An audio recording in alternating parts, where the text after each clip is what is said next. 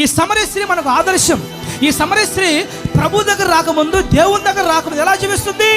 పాపంలో జీవించింది, లోకానుసారంగా జీవించింది, లోకపు ఇచ్చలలో, లోకపు ఆశలలో, సాతాను చేతి కింద జీవించింది, బ్రతికింది, తన జీవితాన్ని పాడు చేసుకుంది, పతనమైపోయింది, ఇష్టానుసారంగా జీవించింది.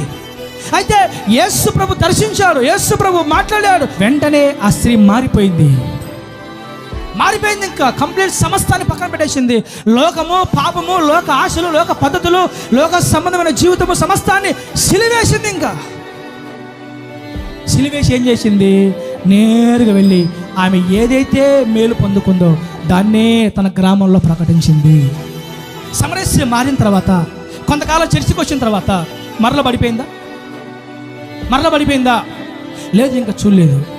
ఒక్కసారి రక్షించబడింది, బ్రతుకుట క్రీస్తే, చావైతే లాభం అందుకుంది, గతమంతా వదిలేసింది.